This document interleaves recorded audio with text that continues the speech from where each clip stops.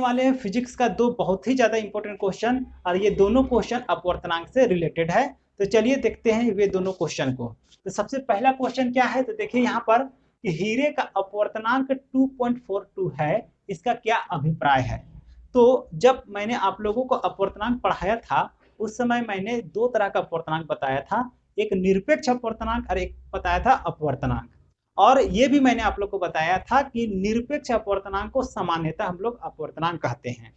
तो कहने का अर्थ ये हुआ कि अगर हीरा का अपवर्तनांक 2.42 है तो इसका मतलब हम लोग को ये समझना है कि निरपेक्ष अपवर्तनांक, हीरे का निरपेक्ष अपवर्तनांक 2.42 है। और निरपेक्ष अपवर्तनांक की परिभाषा याद कीजिए।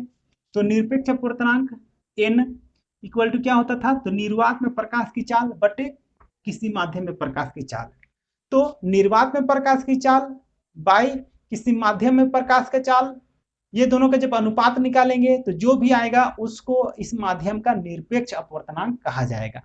अब यही चीज को हम डायमंड पे फिट करते हैं, या तो कहिए हीरा पर फिट करते हैं। तो क्या हो जाएगा, हीरे का, तो हीरा को डायमंड कहते हैं ना, तो यहाँ डी लिख दिए और यहाँ डी कर दिए।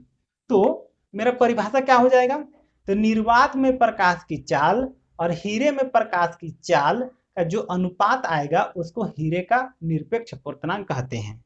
ठीक है, अब चलिए क्वेश्चन पे आते हैं। हम लोग को बोला गया कि हीरा का अपवर्तनांक 2.42 है, तो इसका क्या अर्थ है। तो इसका अर्थ ये है कि निर्वात में प्रकाश की चाल और हीरा में प्रकाश का चाल का अनुपात 2.42 है। वही चीज को देखिए यहाँ पर लिख करके भी रखे हैं कि हीरे का अपवर्तनांक 2.42 है, इसका यह अर्थ है कि निर्वात में प्रकाश की चाल तथा हीरे में प्रकाश की चाल का अनुपात 2.42 है। तो मेरे अंदाज से आपको ये फॉर्मूला के हिसाब से इसका आंसर कैसे करना है ये आपको समझ में आ गया होगा। अब चलिए देखते हैं इसका दूसरा मोस्ट इंपोर्टेंट क्वेश्चन।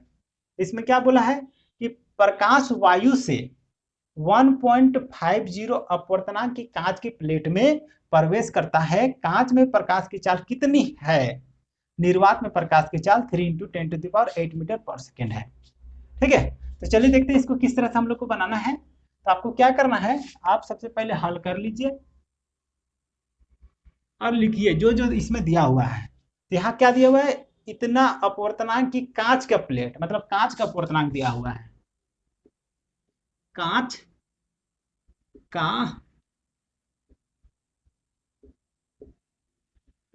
अपवर्तनांक, कांच का अपवर्तनांक कितना है 1.50। और निर्वात में प्रकाश की चाल,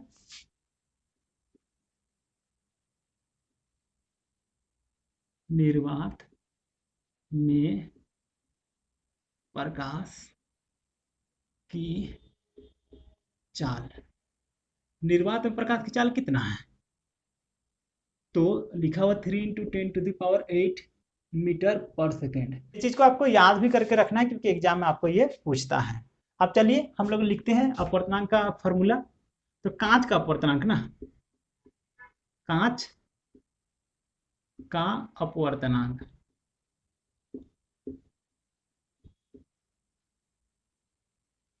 कांच का अपवर्तनांक इक्वल टू कितना हो जाएगा, कांच का अपवर्तनांक इक्वल टू, आप सोचिए परिभाषा में दिमाग लगाइए। क्या बोला जाता है कि जब प्रकाश एक माध्यम से दूसरे माध्यम में गति करता है तो पहले माध्यम की तुलना में दूसरे माध्यम का अपवर्तनांक कहा जाता है। तो अगर हमको बोल रहा है कि कांच का अपवर्तनांक बोल रहा है, इसका मतलब क्या हुआ, दूसरा माध्यम जो है वो मेरा कांच है।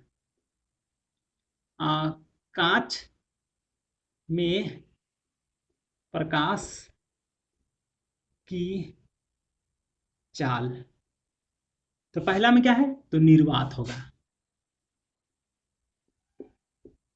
निर्वात में प्रकाश की चाल। ठीक है, ये मेरा बन गया फॉर्मूला। तो कांच में प्रकाश कांच का अपवर्तनांक कितना दिया हुआ है, तो 1.50 इक्वल टू निर्वात में प्रकाश की चाल कितना दिया हुआ है, तो 3 × 10⁸ मीटर पर सेकेंड का होल बटे कांच में प्रकाश की चाल कितना है, तो वही तो हम लोग को निकालना है। तो लिखिए कांच में प्रकाश की चाल, कांच में प्रकाश की चाल। ठीक है, अब चलिए ये भागा में है, इसको इधर ले आएंगे तो गुना में हो जाएगा, ये गुना में है तो ये नीचे आ जाएगा ना।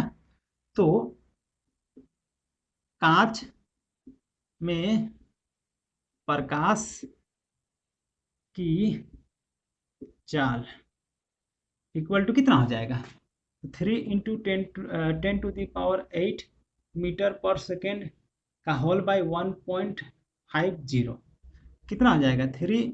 देखिए यहाँ तो पॉइंट हटाएंगे तो क्या हो जाएगा, यहाँ पर एक और दो जीरो आ जाएगा क्योंकि पॉइंट के बाद दो अंक है, इंटू कितना है 10⁸ मीटर पर सेकेंड का होल बाय कितना है 150। अब चलिए इसको काटते हैं, ये मेरा कट गया, 3 का 3, 3 बचे 15, 5 का 5, 5 दूनी 10, तो कितना हो गया 2 इंटू 10⁸ मीटर पर सेकेंड। तो मेरे अंदाज से आपको ये न्यूमेरिकल भी समझ में आ गया होगा। तो दोनों क्वेश्चन बहुत ही ज़्यादा इंपॉर्टेंट है और दोनों क्वेश्चन मेरे अंदाज से आपको समझ में आ गया होगा। तो आज के लिए इस वीडियो पर इतना ही।